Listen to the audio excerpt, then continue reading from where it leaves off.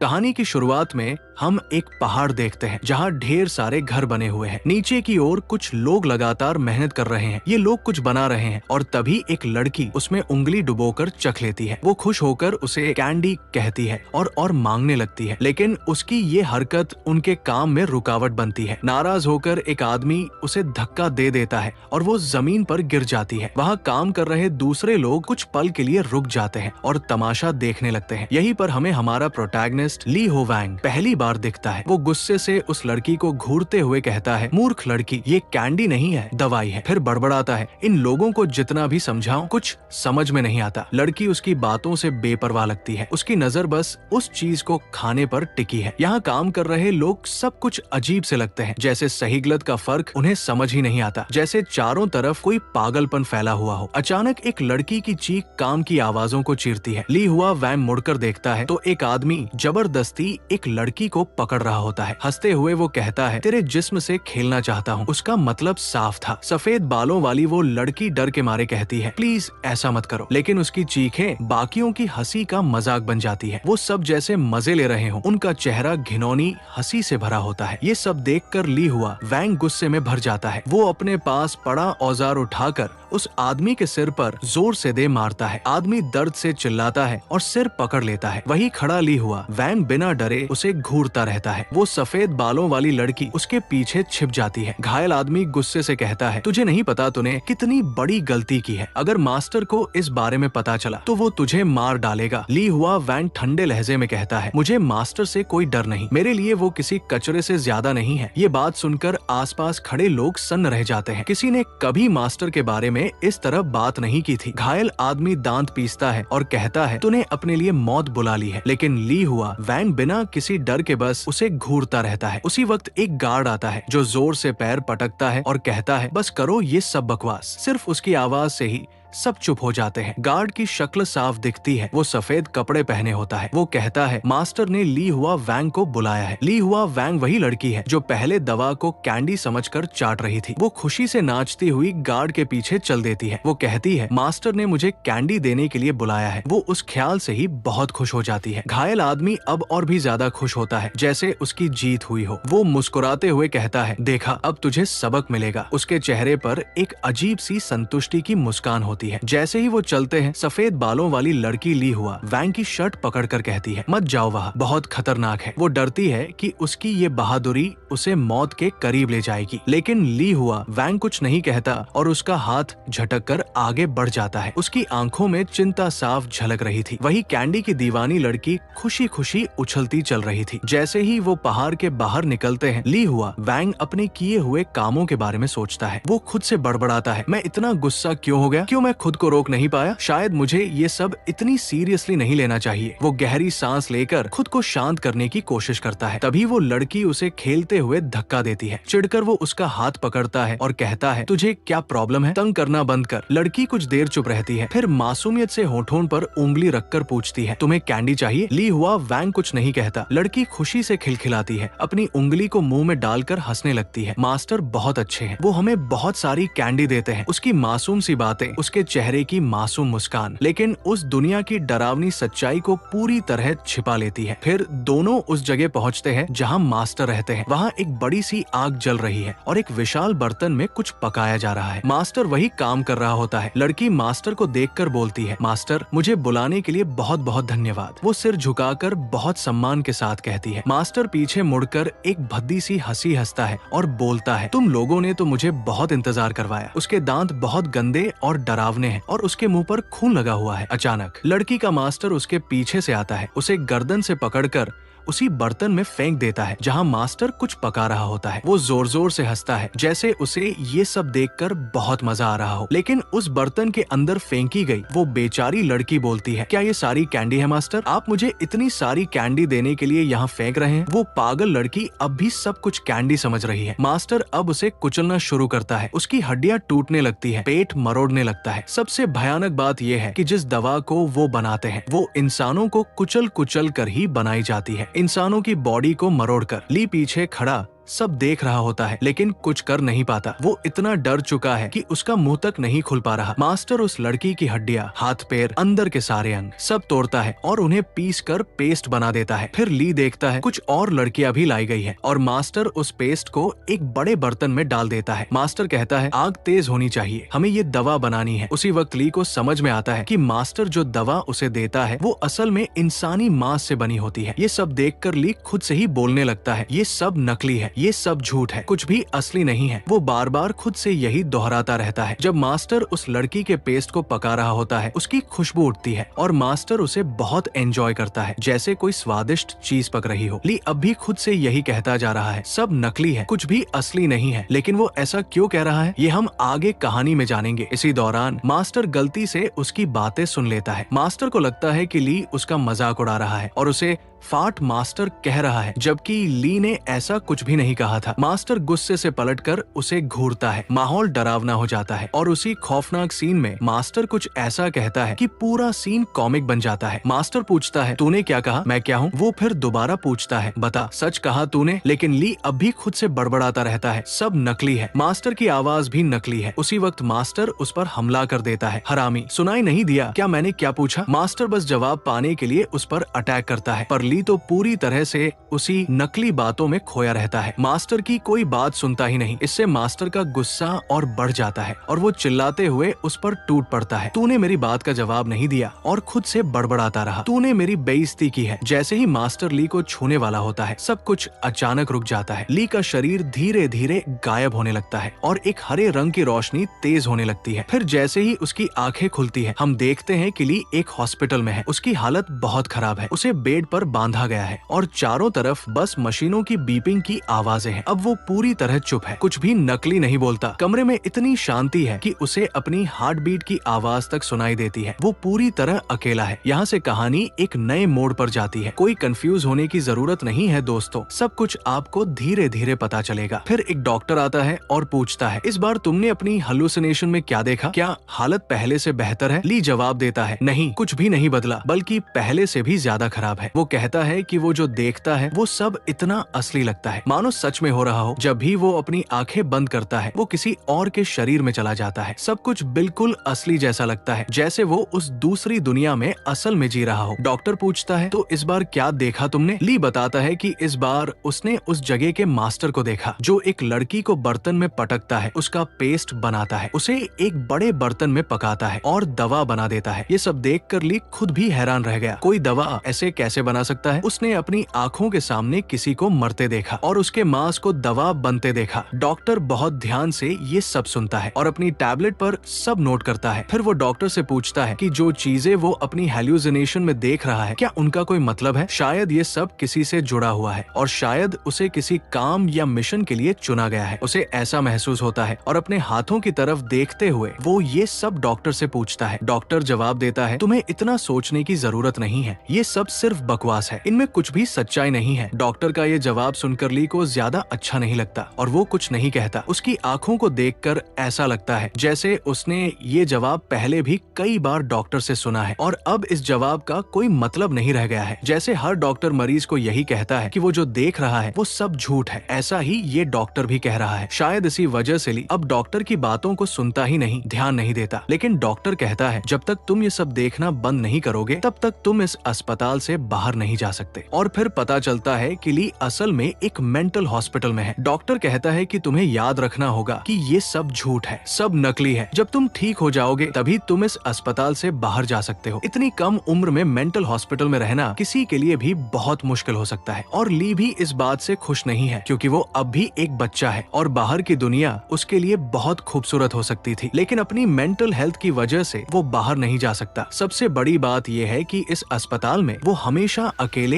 एक कमरे में रहता है क्योंकि यही रूल्स है। फिर डॉक्टर कमरे से बाहर चला जाता है और ली उसकी तरफ उदासी से देखता है। शायद उसके दिल में ये इच्छा है कि वो भी एक दिन आजाद हो, सब कुछ ठीक हो जाए। कमरे से निकलते हुए डॉक्टर आखिरी बार कहता है, अगर तुम इन चीजों को सीरियसली लेना बंद कर दो और मानो कि ये सब फेक है तो तुम बहुत जल्दी यहाँ से डिस्चार्ज हो सकते हो। डॉक्टर के साथ एक लड़की भी खड़ी थी जो कमरे में अंदर आने वाली थी। उसने डॉक्टर की बात सुन ली थी। जैसे ही डॉक्टर बाहर निकलता है वो लड़की लड़की अंदर आती है, मुस्कुराते हुए कहती है, सुना तुमने डॉक्टर ने क्या कहा? तुम जल्दी ही इस अस्पताल से बाहर जा सकते हो। दरअसल लड़की ने पूरी बात नहीं सुनी थी, उसे सिर्फ इतना सुनाई दिया कि डॉक्टर ने डिस्चार्ज की बात की, इसलिए वो खुश हो गई। लेकिन ली उसकी तरफ देखकर शायद सोचता है कि ये सब झूठ है, उसकी हालत पहले से भी ज्यादा खराब है और कुछ भी नहीं बदला है, सब कुछ अब भी वैसा ही है। फिर स्टोरी उस लड़की का पूरा चेहरा और बॉडी दिखाती है, वो उसकी बचपन की दोस्त है। वो मुस्कुरा कर कहती है, डॉक्टर की बात मानते रहो तो तुम जल्दी इस जगह से बाहर जा सकोगे। ली उसे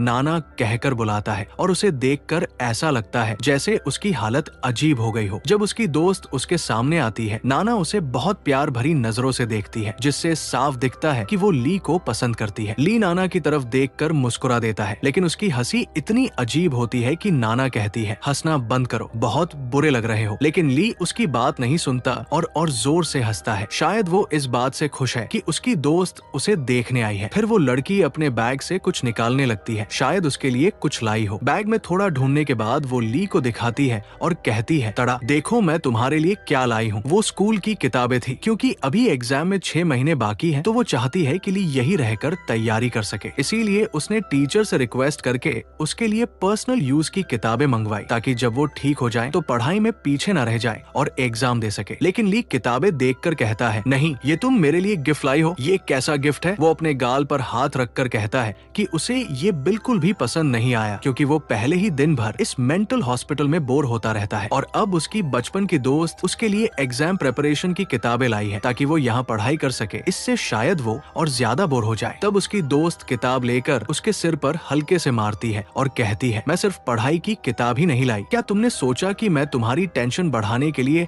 सिर्फ किताबें लाऊंगी? क्या मैं इतनी बुरी दोस्त हूँ? और फिर वो उसे एक वीडियो गेम देती है मुस्कुराते हुए। जब ली वो वीडियो गेम लेने जाता है तो नाना अपना हाथ ऊपर कर देती है और उसे नहीं देती। वो मजाक करते हुए कहती है, पहले मुझे बड़ी बहन बोलो तभी ये गेम दूंगी। वीडियो गेम पाने के लिए ली उसे बड़ी बहन कहता है, लेकिन ली का चेहरा उसके बहुत पास आ जाता है, जिससे नाना शर्मा जाती है और उसके होठों की तरफ देखने लगती है। ली की सांस उसके चेहरे पर लगती है, जिससे वो शर्माते हुए गेम उसे दे देती है। जैसे ही गेम उसके हाथ में आता है, वो लेटते हुए खेलने लगता है और कहता है, शायद अब इस हॉस्पिटल में टाइम पास करना इतना मुश्किल नहीं होगा। वो बहुत खुश है कि उसकी दोस्त उसके लिए गेम लेकर आई है। शायद अब गेम खेलने की वजह से उसे इस अकेलेपन भरे माहौल में उतनी बोरियत महसूस नहीं होगी। वो लड़की उसकी बात सुनते हुए उसे प्यार भरी नजरों से देखती रहती है। वो खुश है कि ली अब थोड़ा बेहतर महसूस कर रहा है, लेकिन वो साथ में कहती है, पूरा दिन गेम मत खेलना, पढ़ाई भी करना, किताब भी लाई हूँ तुम्हारे लिए। लेकिन ली को अपने दोस्त की बातों की परवाह नहीं थी, वो गेम खेलने में ही लगा हुआ था। तभी उसका दोस्त नाना उसे याद दिलाता है कि उसे अपना वादा याद है। ली अचानक गेम खेलना बंद कर देता है और कहता है, हाँ मुझे याद है, और उसके चेहरे के पास आकर कहता है, हम दोनों साथ में कॉलेज जाएंगे और एक ही कॉलेज ज्वाइन करेंगे, मुझे ये वादा याद है। ली अचानक अपने दोस्त को गले लगा लेता है और गले लगाते हुए कहता है, मैं जल्दी ही यहाँ से निकल जाऊंगा और पूरी कोशिश करूंगा कि मैं बेहतर हो जाऊं ताकि तेरे साथ कॉलेज जा सकूं। नाना ये सुनकर मुस्कुरा देता है और ली को कसकर गले लगा लेता है। नाना उस दिन का इंतजार कर रहा है जब दोनों साथ कॉलेज जाएंगे, और शायद ली भी उस दिन का इंतजार कर रहा है। वो पूरी कोशिश करेगा कि वो जल्दी से जल्दी इस जगह को छोड़ दे, क्योंकि कोई भी अपनी जिंदगी भर एक मानसिक अस्पताल में नहीं रहना चाहता। वो दोनों थोड़ी देर और बात करते रहे, लेकिन काफी देर हो चुकी थी। ली को एहसास हुआ कि शायद नाना को घर लौटने में देर हो जाएगी, तो ली ने नाना को हॉस्पिटल के बाहर छोड़ने की पेशकश की और कहा, अब बहुत देर हो चुकी है। नाना मान गया और बोला, ठीक है चलो। जैसे ही ली चप्पल पहनने ही वाला था, अचानक कुछ अजीब होता है। उसके सिर में भयानक दर्द होने लगता है और उसे बहुत अजीब सा महसूस होता है। वो ठीक से खड़ा भी नहीं हो पा रहा था। उसके मन में आता है, ये मुझे क्या हो रहा है? वो सिर पकड़कर चिल्लाता है, मेरा सिर फटने वाला है। वो गिरने से बचने के लिए टेबल को पकड़ लेता है। तभी उसकी नजर टेबल पर रखे एक मेडिसिन पेस्टल पर जाती है, वही वाला जो उसकी हेल्यूसिनेशन में आता है। शायद वो फिर से हेल्यूसिनेट कर रहा था, लेकिन अजीब बात ये थी कि अभी तक तो उसे तभी हेल्यूसिनेशन होती थी जब वो आंखें बंद करता था, पर अब सब कुछ हकीकत में दिखाई दे रहा था। ली अभी भी सिर पकड़कर खड़ा था। तभी उसका दोस्त नाना पूछता है, क्या हुआ? तू ठीक है? सिर में दर्द हो रहा है? मुझे बता क्या हो रहा है? लेकिन ली अपने दोस्त को कोई जवाब नहीं देता। वो बस खुद से बड़बड़ाता रहता है, मैंने डॉक्टर की हर बात मानी, दवाई भी समय पर ली, फिर ये सब क्यों हो रहा है? उसे समझ नहीं आ रहा था कि ऐसा क्यों हो रहा है। वो पिछले कुछ दिनों से डॉक्टर की हर बात मान रहा था, फिर भी उसकी हालत में कोई सुधार नहीं आया। इन्हीं सोचों में डूबा हुआ ली अचानक रुक जाता है, फिर अपने दोस्त के सामने एक्टिंग करता है कि जैसे सब कुछ ठीक है। मुस्कुराकर कहता है, क्या डर गया तू? जैसे जैसे वो सब कुछ मजाक में कर रहा था। ली नहीं चाहता कि उसका दोस्त नाना परेशान हो, इसलिए वो सब कुछ छुपा लेता है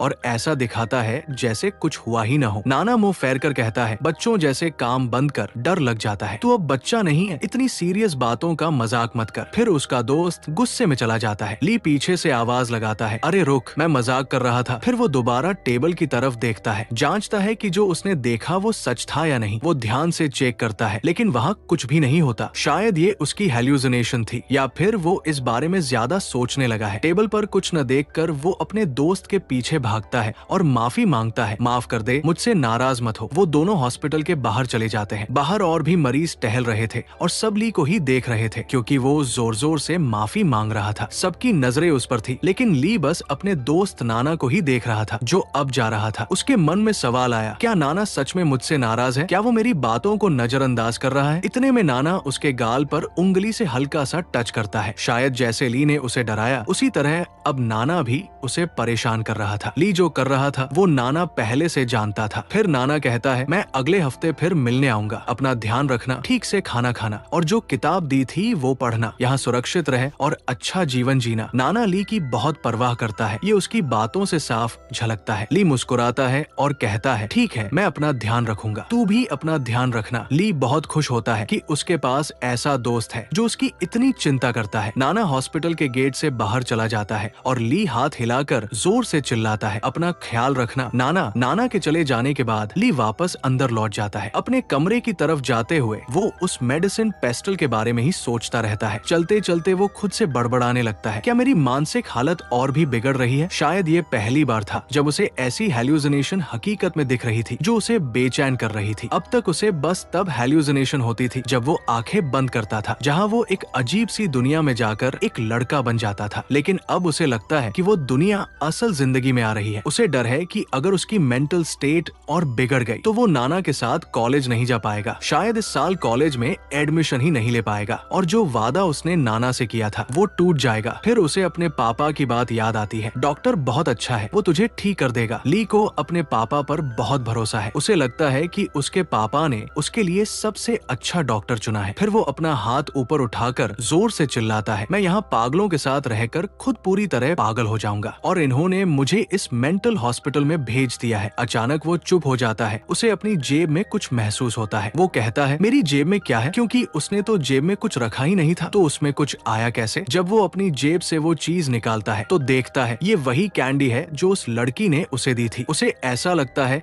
जैसे उसका दिमाग घूम गया है। उसे यकीन नहीं होता। उसके मन में आता है ये वही कैंडी है जो उस लड़की ने दी थी, तो फिर ये मेरी जेब में कैसे आई? वो उस चीज को अपनी उंगली से पकड़कर मुंह में रखता है। असल में वो चेक कर रहा है कि ये चीज असली है या नहीं, क्योंकि उसकी हेल्यूसिनेशन इतनी ज्यादा रियल हो चुकी है कि अब उसे समझ नहीं आता क्या असली है और क्या झूठ। जब वो उसे मुंह में डालता है तो उसका टेस्ट महसूस कर पाता है। उसे नहीं पता था कि इसका स्वाद कैसा होगा, क्योंकि ये चीज इंसानों को पीसकर बनाई जाती है। तभी उसे लगने लगता है कि शायद अब उसकी हेल्यूसिनेशन हकीकत बनने लगी है। वो उस चीज को लेकर डॉक्टर के पास भागने लगता है। अगर डॉक्टर ने ये चीज देखी तो शायद उसे समझ आ जाएगा कि ये असली है या नहीं। सबसे जरूरी बात ये थी, अब शायद लोग उसे पागल कहना बंद कर देंगे। शायद उसे इस मेंटल हॉस्पिटल से छुट्टी भी मिल जाए। इसीलिए वो तेजी से दौड़ता है, लेकिन तभी अचानक कुछ होता है और ली रुक जाता है। वो खुद से कहता है, अगर ये सच है कि जो भी चीज मुझे इन हेल्यूसिनेशंस में मिलती है वो असलियत में भी आ जाती है, तो फिर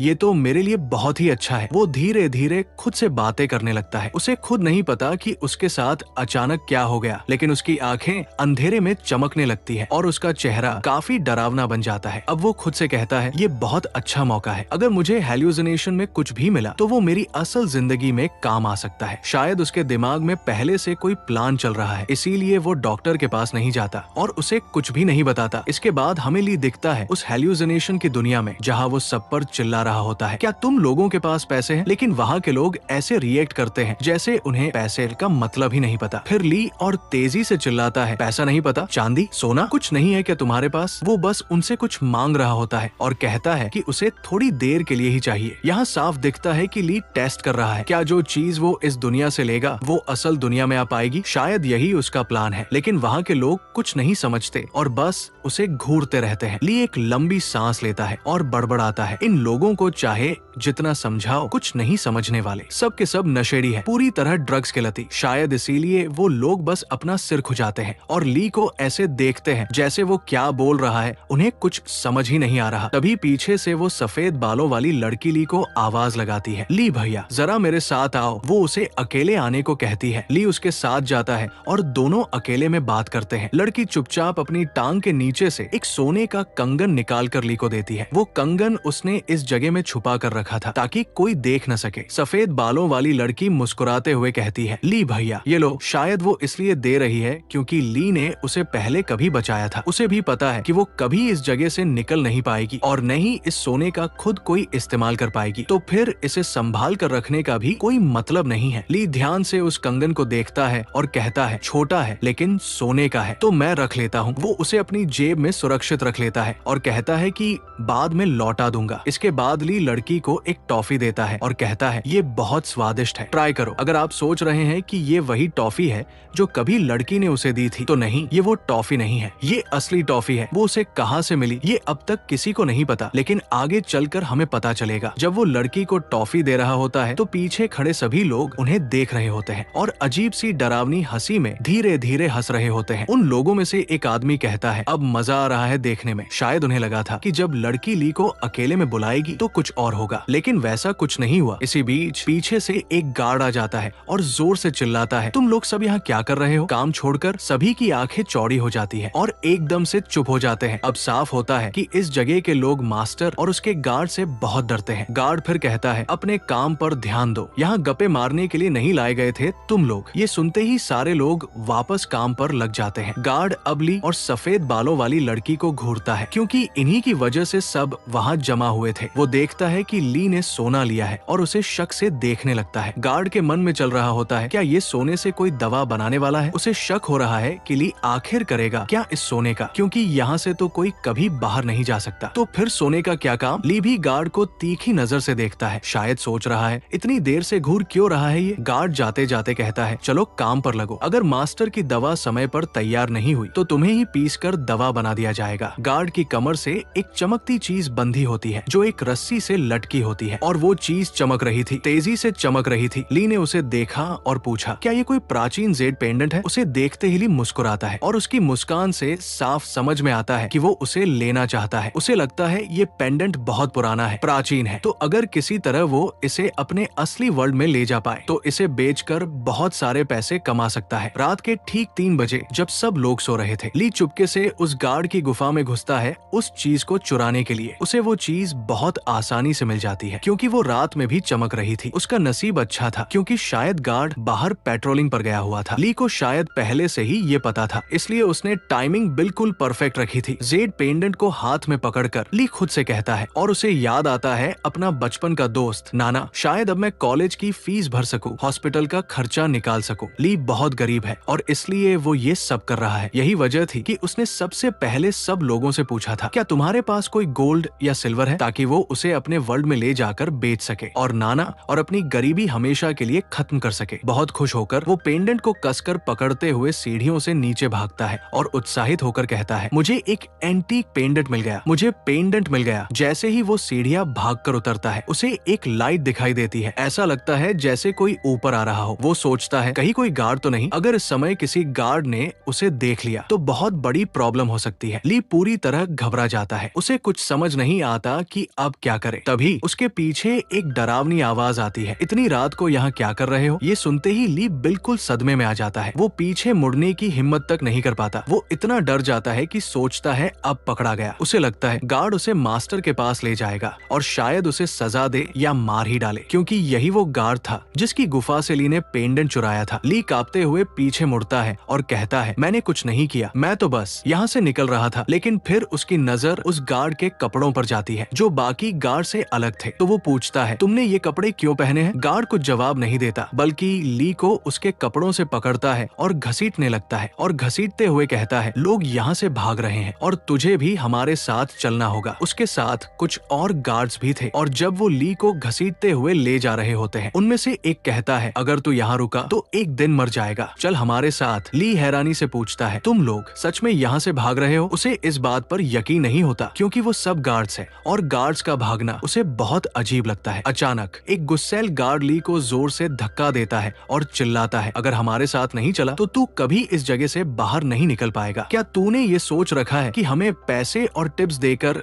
इस जगह से निकल जाएगा? तभी ली को एहसास होता है कि शायद गार्ड को लगा कि जब उसने उस लड़की से गोल्ड लिया और बाकी लोगों से भी पैसे मांगे तो उसका प्लान था कि वो सब इकट्ठा करके मास्टर को घूस देगा ताकि गार्ड्स उसे यहाँ से भागने दे। इसीलिए शायद गार्ड्स उस पर शक कर रहे थे, लेकिन हकीकत ये थी कि ली वो सब इसलिए कर रहा था ताकि वो चीजें अपने असली वर्ल्ड में ले जाकर बेच सके और अपने दोस्त नाना की हेल्प कर सके और गरीबी से बाहर निकल सके। लेकिन ये बात गार्ड को नहीं पता थी और सबसे बड़ी बात ये थी कि सारे गार्ड्स खुद इस जगह से भागना चाहते हैं, जो ये दिखाता है कि ये जगह कितनी खतरनाक है। यहीं से स्टोरी एक अलग मोड़ लेती है, क्योंकि ली को लगा था कि शायद मास्टर और गार्ड्स को यहाँ कोई आजादी मिली हुई है, लेकिन अब जब गार्ड्स खुद भागना चाहते हैं तो सोचो ये जगह असल में कितनी डेंजरस है। ली गार्ड से कुछ नहीं कहता और मन ही मन सोचता है, चाहे कुछ भी हो जाए मुझे अपने रियल वर्ल्ड में वापस जाना ही है। जो मुझे चाहिए था वो मिल गया है। वो अपनी आंखें कसकर बंद करता है, इमोशंस को कंट्रोल करने की कोशिश करता है ताकि फिर से हॉस्पिटल पर फोकस कर सके। और फिर उसकी आंखें खुलती है। वो हॉस्पिटल में है, तेज तेज सांसें ले रहा है, थका हुआ है, परेशान है। ली ने ये सब इसलिए किया क्योंकि अगर वो उस जगह रुका रहता तो शायद गार्ड्स उसे ले जाते, कोई लड़ाई हो जाती, कुछ भी हो सकता था। इसीलिए उसने उस हेल्यूसिनेशन से बाहर निकलने का फैसला किया, क्योंकि वो सोचता है अगर मैं अपनी हेल्यूसिनेशन से बाहर आ जाऊं तो सब कुछ रुक जाएगा, क्योंकि ये उसकी अपनी इल्यूजन है। और यही सोचकर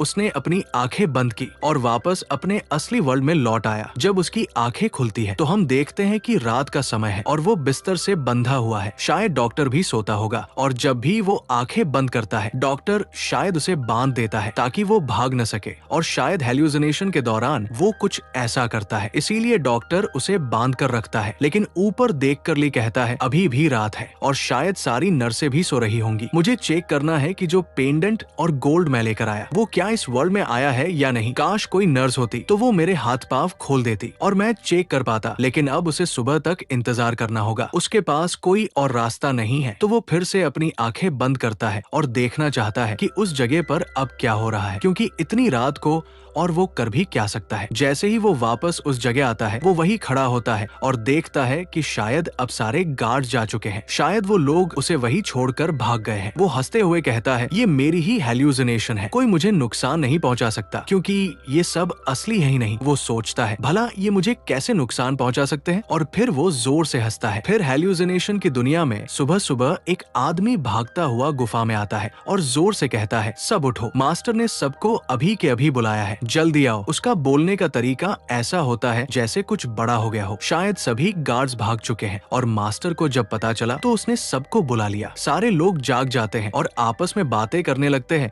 कि इतनी सुबह सुबह क्या हो गया। एक आदमी कहता है जल्दी करो वरना लेट हुए तो बड़ी मुसीबत हो जाएगी। उधर दूसरी तरफ ली लेटा हुआ गहरी सोच में डूबा होता है। उसे पता होता है कि मास्टर ने सबको क्यों बुलाया है। उसे पता होता है कि गार्ड्स के भागने की वजह से ही मास्टर ने सबको बुलाया है। थोड़ी देर में सभी उस जगह पहुंच जाते हैं जहां मास्टर ने बुलाया होता है। शायद उस जगह पर बहुत से लोग काम करते हैं, तभी वहां इतनी भीड़ इकट्ठा हो जाती है। लोग एक दूसरे से फुसफुसाकर पूछते हैं क्या हुआ, पता है क्यों बुलाया है। फिर मास्टर अपने घर से बाहर आता है और कहता है सब आ गए हो ना। ली वही खड़ा सोच रहा होता है ये बूढ़ा अब क्या करने वाला है। कमबख्त हमें अपना कुत्ता समझता है, जब बुलाए तो हमें दौड़ कर आना पड़ता है और जो लेट हो जाए उसे जिंदा मार देता है। मास्टर कहता है कल रात 3 बजे कुछ लोग यहाँ से भागने की तैयारी कर रहे थे और वो लोग मेरे अपने गार्ड्स थे। फिर हम देखते हैं कि मास्टर ने उन 4 लोगों को पकड़ लिया है और उन्हें रस्सियों से बांध दिया है। ये देखकर ली हैरान हो जाता है। वो सोचता है कि ये तो भाग गए थे, फिर ये यहाँ कैसे पकड़े गए। फिर मास्टर बोलता है इस बूढ़े का भरोसा टूट गया क्योंकि उसके अपने ही भरोसेमंद गार्ड्स बिना बताए भागने वाले थे। वो उन गार्ड्स को सबके सामने घसीट कर लाता है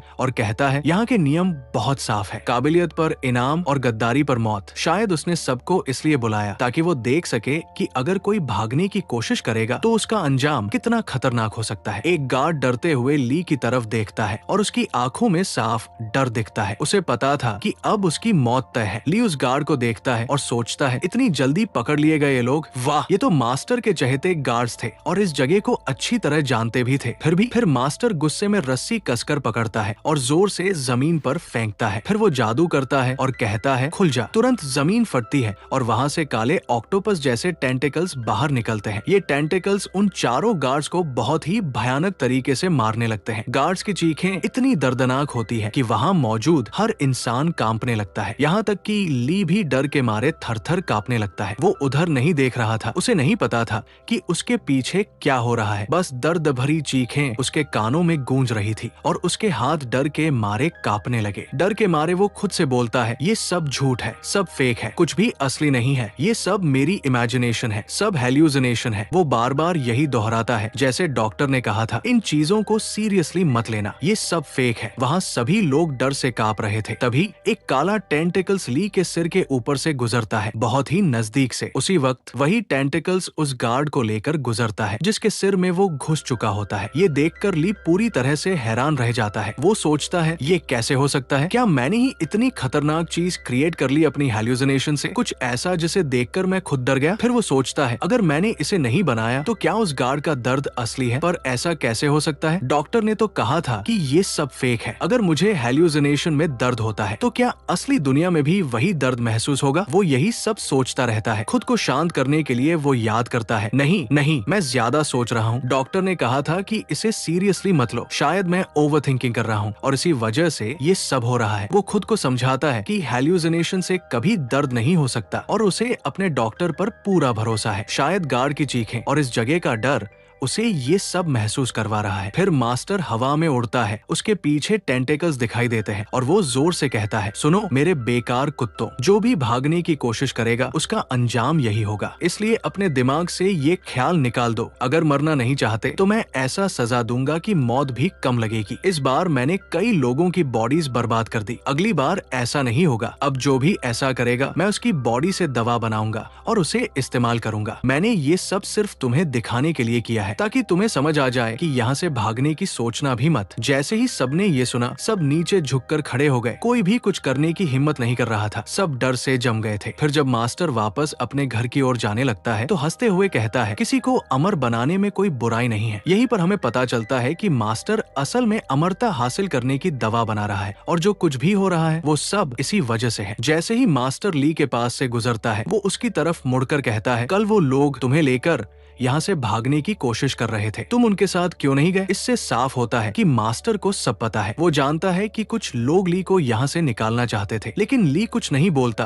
और अपने मन में कहता है, ये सब तो बस एक हेल्यूसिनेशन है, मुझे मास्टर से डरने की जरूरत नहीं है, मैं ही तो इसे अपने दिमाग में बना रहा हूँ। फिर डर कैसा? मास्टर ली के सिर पर हाथ रखता है और कहता है, बहुत अच्छा, तुमने उनकी बात नहीं मानी और उनके साथ नहीं गए, तुम बहुत अच्छे लड़के हो। कहकर वो वहाँ से चला जाता है। अब से तुम वर्कर नहीं रहे, अब तुम मास्टर के खास शिष्य हो और तुम्हारा काम होगा सप्लाई रूम को संभालना। ली समझ जाता है कि उसे प्रमोशन मिला है, पहले की तुलना में बहुत बेहतर काम। अब उसे सिर्फ सप्लाई रूम में मदद करनी है, जो कोई मुश्किल काम नहीं है। लेकिन ये इनाम सिर्फ इसलिए मिला क्योंकि मास्टर ने अपने बहुत सारे गार्ड्स को मार दिया था और अब काम करने वाले लोग कम पड़ गए थे। शायद ली के लिए ये किस्मत अच्छी रही कि उसे ये जिम्मेदारी मिल गई। जैसे ही मास्टर रास्ते से जा रहा होता है, वो रुकता है और कहता है, अब जब तुम वर्कर नहीं रहे तो मैंने सोचा तुम्हें नया नाम भी दे दूं, तुम्हारा नाम होगा ज़्वान यांग। ये सुनकर ली चौंक जाता है क्योंकि ज़्वान यांग वही नाम है, उसी गार्ड का जिसे मास्टर ने अभी कुछ वक्त पहले अपने हाथों से मार दिया था और अब उसी का नाम और जगह ली को दे दी गई। यही इस जगह की हकीकत थी। यहाँ इंसानी जिंदगी की कोई कीमत नहीं, जो मरा उसकी जगह बस किसी और को भर दिया गया। ली के दिमाग में चलता है, ये पागल आदमी कितना खतरनाक है, उसने अपने ही गार्ड को मार दिया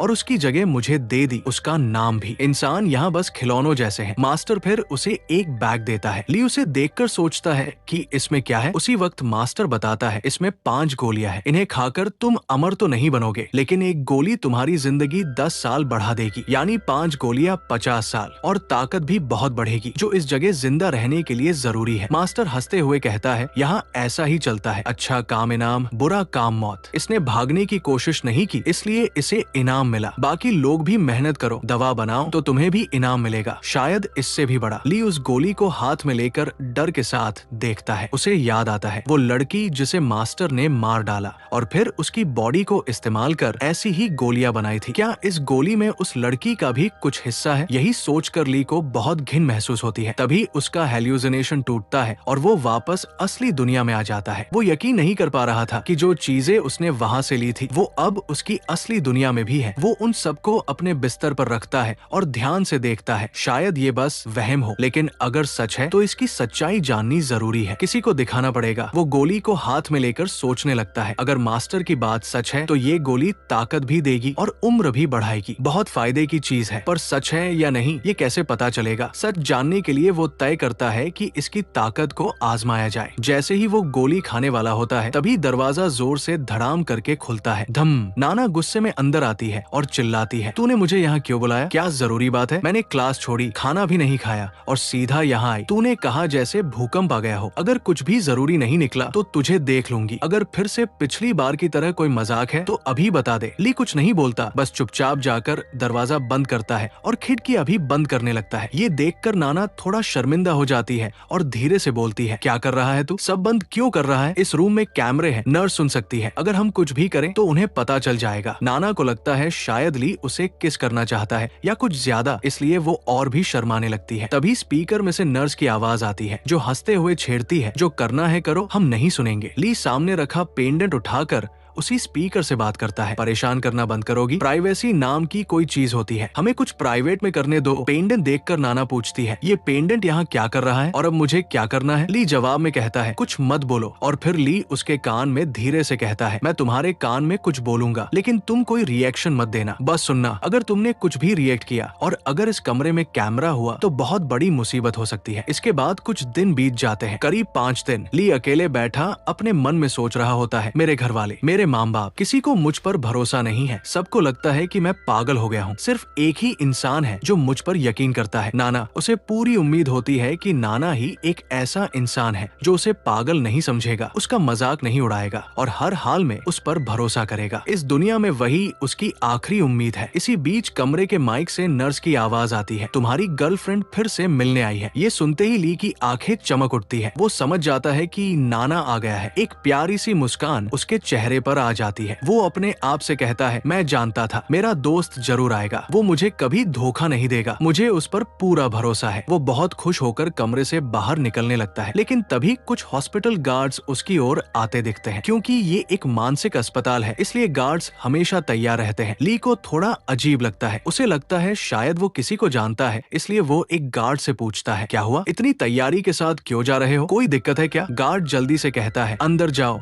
और दरवाजा बंद कर लो, चाहे कुछ भी हो जाए या कोई भी आवाज आए, बाहर मत निकलना। गार्ड का लहजा इतना डरावना होता है कि ली थोड़ी देर के लिए घबरा जाता है। फिर गार्ड बताता है, एक मरीज भाग गया है, लेकिन वो कोई आम मरीज नहीं है, वो पूरा साइको है, वो किसी को भी मार सकता है, बहुत खतरनाक है। गार्ड उसे वार्न करता है कि सावधान रहना और अगर वो आदमी दिखे तो फौरन बताना। गार्ड जाते जाते हाथ हिलाकर कहता है, अगर वो मुझे मिल गया तो मैं उसे सबक सिखाऊंगा। ऐसे लोगों की वजह से हमारी नौकरी और मुश्किल हो जाती है। गार्ड चला जाता है। ली थोड़ा परेशान होता है, लेकिन फिर खुद से कहता है, जरूर वो आदमी बहुत खतरनाक होगा, तभी इतना शोर है। लेकिन मुझे अभी इन बातों में टाइम नहीं खराब करना, मेरा दोस्त मेरा इंतजार कर रहा है। और सबसे बड़ी बात, अगर वो अब बाहर नहीं गया तो शायद फिर कभी मौका ना मिले। जो भी रिस्क हो उसे जाना ही पड़ेगा। वो बहुत सावधानी से अस्पताल से निकलता है, इस बात का ध्यान रखते हुए कि उसे न कोई गार्ड देखे और न ही वो भागा हुआ पागल, क्योंकि अगर वो पागल उसे देख लेता है तो बहुत बड़ी मुसीबत हो सकती है। किसी तरह वो बाहर पहुंच जाता है और एक सुनसान जगह पर अपने दोस्त से मिलता है। दोनों चुपचाप बातें करने लगते हैं। नाना उससे कहता है, वो सोना और पेंडेंट जो तुमने मुझे दिया था, मैंने दोनों भेज दिए। पेंडेंट बहुत पुराना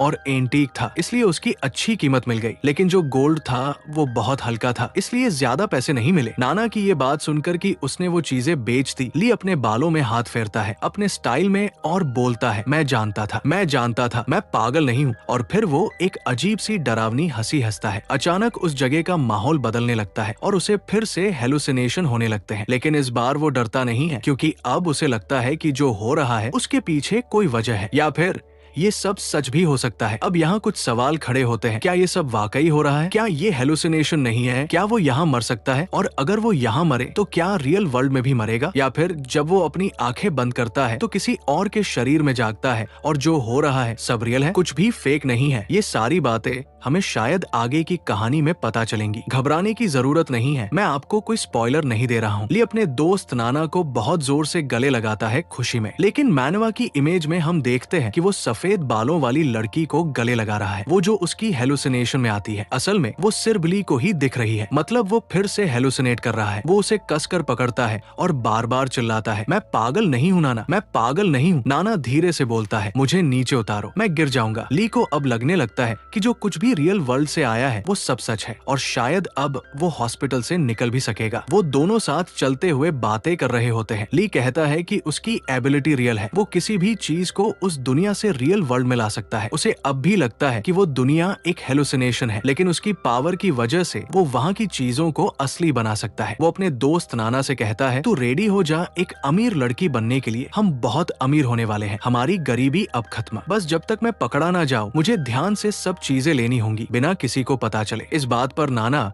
उसे एक जोरदार पंच मारता है और बोलता है, मुझे अमीर नहीं बनना है, तू पागल हो गया है क्या? मुझे सिर्फ तेरी फिक्र है, मैं चाहती हूँ तू ठीक हो जाए, बस मुझे पैसों की कोई जरूरत नहीं है, मैं बस ये चाहती हूँ कि तू ठीक हो जाए। तेरी सेहत मेरे लिए पैसों से ज्यादा जरूरी है और तू वादा कर कि चाहे तेरे पास ये एबिलिटी हो, तू फिर भी डॉक्टर के पास जाएगा, चेकअप करवाएगा और अपनी दवाई टाइम पर लेगा। जो भी डॉक्टर बोले तू फॉलो करेगा, कोई गड़बड़ नहीं करेगा, वादा कर। ली कुछ नहीं कहता, बस अपने दोस्त को देखता रहता है प्यार से, समझते हुए कि ये इंसान उसे कितना चाहता है। पैसे नहीं, उसकी हालत मायने रखती है। ली वादा करता है कि उसका इलाज चलता रहेगा, वो दवाई लेगा और डॉक्टर की हर बात मानेगा। तभी पीछे से एक डरावना आदमी आता है और नाना को पकड़कर जोर से जमीन पर पटक देता है। वो वही पागल आदमी है जिसे हॉस्पिटल वाले ढूंढ रहे थे। वो साइकोपैथ है, शायद इसी वजह से वो ऐसा कर रहा है। ये देखकर ली दौड़ता है और चिल्लाता है, वो मेरा दोस्त है, उसे कुछ मत करना, उसे छोड़ दो। लेकिन साइकोपैथ नाना को जोर से पकड़ लेता है, जिससे नाना को बहुत दर्द होता है और वो चिल्लाता है। ली भागते हुए उसकी मदद करने जा ही रहा था कि उस पागल आदमी ने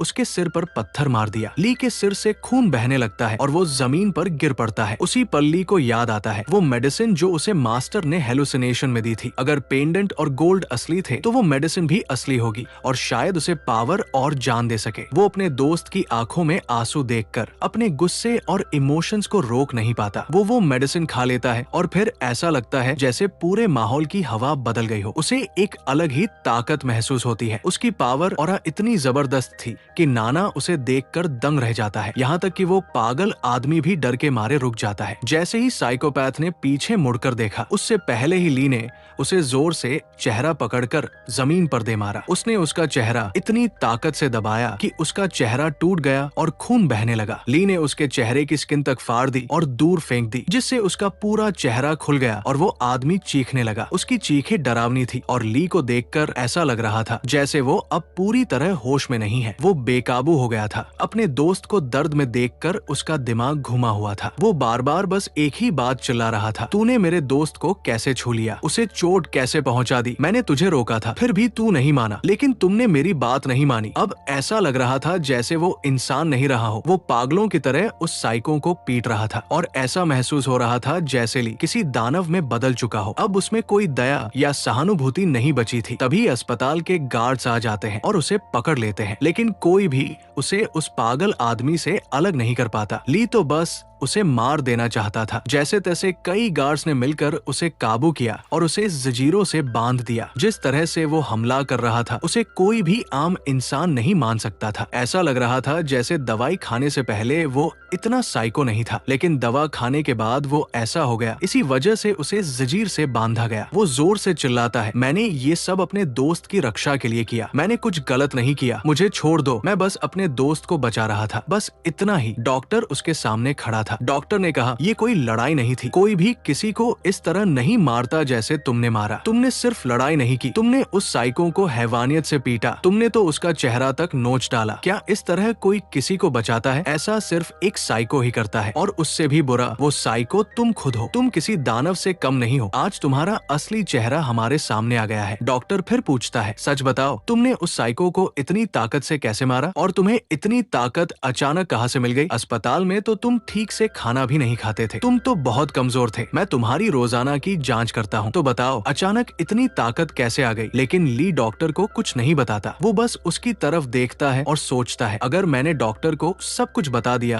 तो वो मुझे और भी पागल समझेगा और शायद मुझे और बुरी सजा देगा। वो चुप रहता है, लेकिन डॉक्टर उसे डराता रहता है, ठीक से जवाब दो, अगर तुमने झूठ बोला तो नतीजा बहुत बुरा होगा। अभी तक तो मैंने नरमी दिखाई है क्योंकि तुम बच्चे हो, लेकिन अगर झूठ बोले तो बहुत बुरा होगा, इतना बुरा कि जिंदगी भर याद रखोगे। मैं तुम्हें यहाँ रहकर नर्क जैसा एहसास करवा दूंगा। फिर भी ली कुछ नहीं कहता। वो बस अपने मन में सोचता रहता है, मैं क्यों बताऊं? तुम तो मुझे पागल ही समझोगे, और अगर मैंने कुछ बता भी दिया तो डॉक्टर मेरी दोबारा जांच करवाना शुरू कर देगा, और जो भी चीज मैं इस दुनिया से लाता हूँ वो सब मुझसे छीन लेंगे, फिर मैं कभी उन्हें बेच नहीं पाऊंगा। डॉक्टर गुस्से में कहता है, क्या तुम मेरी बात सुन रहे हो? आंखें बंद करो। लेकिन ली आंखें नहीं बंद करता। डॉक्टर और ज्यादा गुस्से में कहता है, मैंने कहा आंखें बंद करो, बिना कोई और बात समझाए। डॉक्टर उसे आंखें बंद करने को मजबूर करता है। आखिरकार ली आंखें बंद करने लगता है। जैसे ही वो आंखें बंद करता है, उसके चारों ओर की दुनिया धुंधली होने लगती है और वो फिर से अपने उस हेल्यूसिनेशन वर्ल्ड में जाग जाता है। फिर वो खुशी से सोचता है, शायद यही सही है। अस्पताल में तो सब मुझसे सवाल करते हैं, लेकिन यहाँ मैं अकेला हूँ, जहाँ मुझे थोड़ी आजादी मिलती है। यहाँ कोई सवाल नहीं करता। फिर हमें एक बहुत बड़ी मूर्ति दिखाई देती है, एक बूढ़े आदमी की जो बैठा हुआ है, और वहीं पर हमें उसका मास्टर भी दिखता है। मास्टर कहता है, आज हमारे साथ काम करने के लिए एक नया लड़का आया है, वयांग। अगर वो कोई गलती करे तो माफ कर देना। वो नया है इस जगह और इस काम के बारे में ज्यादा नहीं जानता, लेकिन उम्मीद है धीरे धीरे सब कुछ सीख जाएगा। वही उसके साथ एक सीनियर भी होता है। मास्टर उस सीनियर से कहता है, अब तुम उसके सीनियर हो तो तुम्हारी जिम्मेदारी है कि तुम उसे सब कुछ बताओ और सिखाओ, उसकी मदद करो। वो आदमी मास्टर का धन्यवाद करता है कि उसने उसे यहाँ काम दिया। फिर मास्टर कहता है, अब चलने का वक्त हो गया है और करने को कुछ नहीं बचा है। 9 बज चुके हैं, चलो अब डिनर करते हैं और फिर सो जाते हैं। लेकिन मास्टर के साथ कुछ अजीब है। वहाँ एक आदमी है जो ली को बहुत अजीब नजरों से देख रहा है। ऐसा लग रहा है जैसे उसे ली के बारे में कुछ पता हो, और शायद इसी वजह से, क्योंकि ली यहाँ नया है, वो उसे ऐसे घूर रहा है। ली भी उस आदमी की तरफ देखता है और सोचता है, ये मुझे ऐसे क्यों घूर रहा है? क्या मैं कोई लड़की हूँ, या फिर मेरे चेहरे पर कुछ लगा है? शायद इसलिए देख रहा है। उसे समझ नहीं आ रहा था कि वो आदमी उसे इतनी अजीब नजरों से क्यों देख रहा है। ये पहली बार था जब ली ने उसे यहाँ देखा था, और दोनों एक दूसरे को जानते भी नहीं थे, तो फिर वो ऐसा क्यों कर रहा था? फिर हमें ली और उसका सीनियर सीढ़ियाँ चढ़ते हुए दिखते हैं। ली अपने सीनियर से पूछता है, वो आदमी मास्टर के सामने मुझे ऐसे क्यों घूर रहा था, और वो है कौन? उसका सीनियर जवाब देता है, उसका नाम है सीनियर ब्रदर ज़ेन खान। ली को पता चलता है कि उस आदमी का नाम है ज़ेन खान। फिर उसका सीनियर बताता है कि जब से शिनजिन ने मास्टर से धोखा किया, तब से अब मास्टर के पास बस एक ही इनर शिष्य बचा है, ब्रदर ज़ेन खान। वो ही सारे जरूरी काम संभालता है और मास्टर उसे बहुत भरोसेमंद मानते हैं। सीनियर फिर समझाते हैं, तुम यहाँ किसी से भी मिलो, सबको रिस्पेक्ट देना, ढंग से बात करना, किसी से बुरा बर्ताव मत करना, वरना मास्टर से सजा मिल सकती है। वो ईस्ट के मामले में बहुत सख्त है, क्योंकि ली नया है। उसका सीनियर उसे सारी बातें समझा रहा है। बाद में ली उसका शुक्रिया अदा करता है और कहता है, मैं तो नया हूँ, मुझे कुछ पता नहीं था। अब जब मैं मास्टर का ऑफिशियल शिष्य बन गया हूँ तो अब मुझे क्या करना है? सीनियर कहता है, अभी तुम मास्टर के ऑफिशियल शिष्य हो और तुम्हारा काम है यहाँ की सप्लाई का ध्यान रखना। लेकिन सिर्फ ऑफिशियल शिष्य होने से मास्टर तुम पर भरोसा नहीं करने लगेंगे। अगर मास्टर का भरोसा जीतना है तो मेहनत करनी पड़ेगी और हमेशा रिस्पेक्ट और लॉयल्टी दिखानी होगी, तभी तुम उनके दिल में जगह बना पाओगे। अगर तुम अच्छा काम करते रहोगे तो शायद एक दिन मास्टर तुम्हें अमरता यानी इमोर्टैलिटी की जानकारी भी दे दे, लेकिन अभी वो ऐसा नहीं करेंगे। जैसे ही ली ने अमरता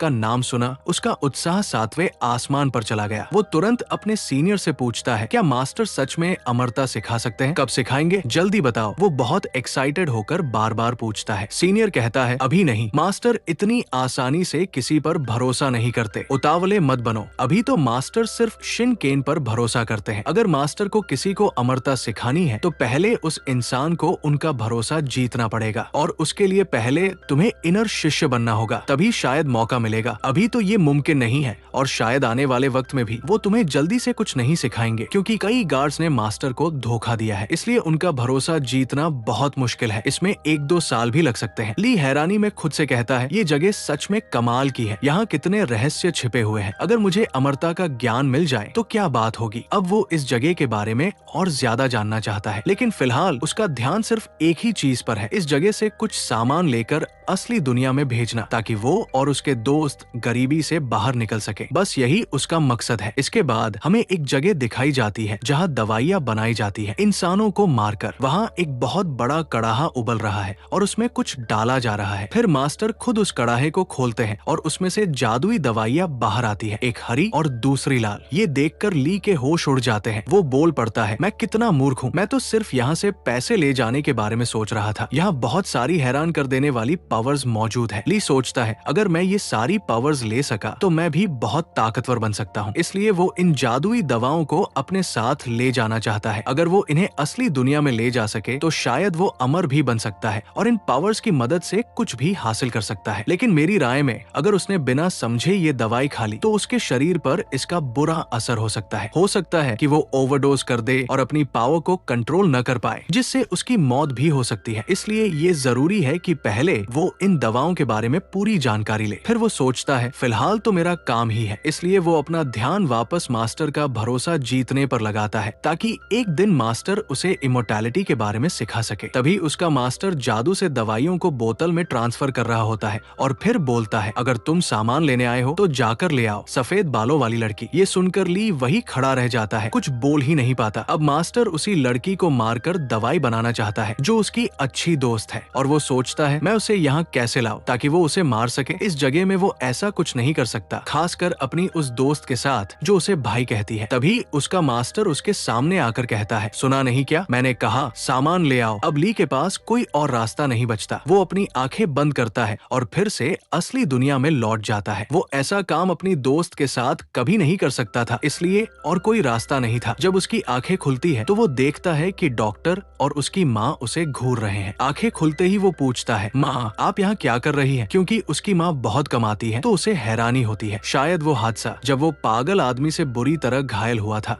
और उस शख्स ने अपने सिर से पत्थर मारा था, उसकी खबर डॉक्टर ने उसकी माँ को दी होगी, जिससे वो डर गई और देखने आ गई। उसकी माँ बहुत परेशान होकर पूछती है, सर में दर्द है? बेटा तुम ठीक हो? तुमको कुछ हो तो नहीं रहा? वो जवाब देता है, मुझे कुछ भी नहीं हो रहा माँ, मैं बिल्कुल ठीक हूँ, आपको चिंता करने की जरूरत नहीं है। उसकी माँ उसे देखती है और कहती है, तू इतना दुबला कैसे हो गया? तू अस्पताल में खाना नहीं खाता क्या? तुझे यहाँ का खाना पसंद नहीं है? कभी शीशे में देखा है खुद को? कितना पतला हो गया है तू? फिर माँ बैग से अंगूर निकालती है और कहती है, ये तेरे फेवरेट है ना? मुझे पता है, चल मुंह खोल, बहुत मीठे हैं, तुझे बहुत पसंद आएंगे। खाते हुए ली कहता है, माँ आप मेरी इतनी चिंता मत किया करो और खुद को इतनी तकलीफ मत दो। क्या आप सच में सिर्फ मुझसे मिलने आई हैं? क्योंकि उसकी माँ बहुत कमाती है, शायद गिनती के ही दिन आए हो, शायद इसलिए वो पूछ रहा है कि क्या आप सिर्फ मेरे साथ वक्त बिताने आई हैं? उसकी माँ फिर सारे अंगूर खिलाती है और कुछ देर उससे बातें करती है। फिर कहती है, अगर तू नहीं उठा तो डॉक्टर मुझे उस पागल के माँ बाप के पास ले जाएगा और मैं उन्हें बहुत डांटूंगी। वो नीचे इंतजार कर रहे हैं। डॉक्टर उसकी माँ से कहता है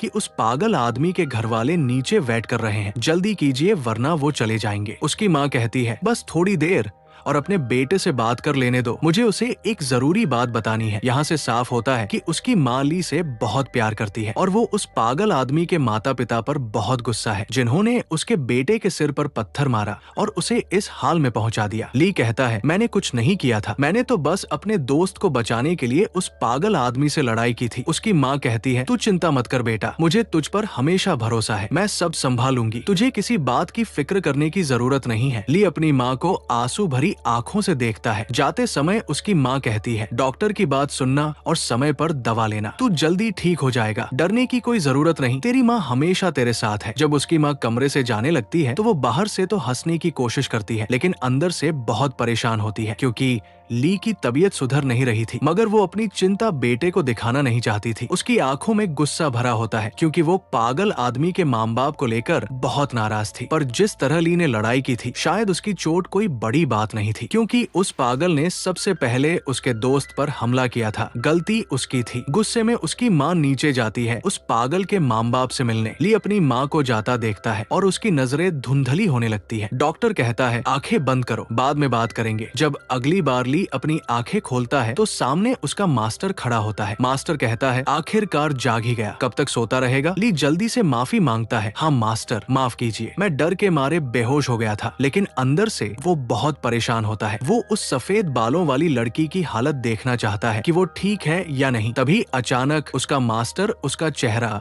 जोर से पकड़ लेता है। ली घबरा जाता है और सोचता है, ये मास्टर मेरा चेहरा ऐसे क्यों पकड़ रहे हैं? वो पूछने ही वाला होता है। तभी मास्टर कुछ हाथ में लेकर कहता है, अगर अब तू जाग गया है तो इसे खा ले मेरे सेवक। हंसते हुए मास्टर वो चीज जबरदस्ती ली के मुंह में डाल देता है। हम देखते हैं वो चीज छोटे छोटे ऑक्टोपस जैसे टेंटाकल से भरी होती है जो मुंह में जाकर हिल रही होती है जैसे वो अभी जिंदा हो। ली सदमे में होता है, उसे समझ ही नहीं आता कि ये क्या खिला दिया गया है। मास्टर ने इतनी तेजी से वो चीज उसके मुंह में डाल दी थी कि ली देख भी नहीं पाया वो क्या है। मास्टर कहता है, ये खाने से तू डर या घबराहट महसूस नहीं करेगा। मास्टर शायद यही सोच रहा है कि जब ली से सफेद बालों वाली लड़की को लाने को कहा गया तो वो डर के मारे बेहोश हो गया। लेकिन ली ने वो चीज खाने से साफ मना कर दिया और कहा, मुझे कोई बीमारी नहीं है, मुझे ये सब करने की जरूरत नहीं है। उसने अपने मुंह से सारी काली टेंटिकल्स निकाल दी। जब हम उसके चेहरे की तरफ देखते हैं तो उसकी जीभ काली हो चुकी होती है। उसी पल मास्टर अपने 2 गार्ड्स को आदेश देता है कि इसे जबरदस्ती खिला दो। दोनों गार्ड्स ली का सिर जोर से पकड़ लेते हैं, उसे चाकू से दबोचकर मजबूरी में खिलाने की कोशिश करते हैं। मास्टर सामने खड़ा होकर कहता है, बच्चे ये चीज खा ले वरना ये जबरदस्ती तुझे खिला देंगे। जैसे ही ली मास्टर की तरफ देख रहा होता है, अचानक उसके सामने बुलबुले उठने लगते हैं और उसका चेहरा धीरे धीरे पानी में डूबने लगता है। और जैसे ही उसका चेहरा पानी में जाता है, ली की नींद खुल जाती है और वो फिर से अपने असली वर्ल्ड में होता है जहाँ उसकी फ्रेंड नाना उसके पास बैठी उसे जगाने की कोशिश कर रही होती है। शायद नाना की आवाज ही थी जिसने उसे वापस इस दुनिया में खींच लाया। नाना घबराई हुई थी और पूछती है, तू ठीक तो है ना? क्या हैल्यूसिनेशन में कुछ बहुत बुरा देखा था? लेकिन ली चुप रहा। उसने नाना को कुछ नहीं बताया, बस उसे देखता रहा। तभी पास खड़े डॉक्टर की तरफ उसकी नजर जाती है और जैसे ही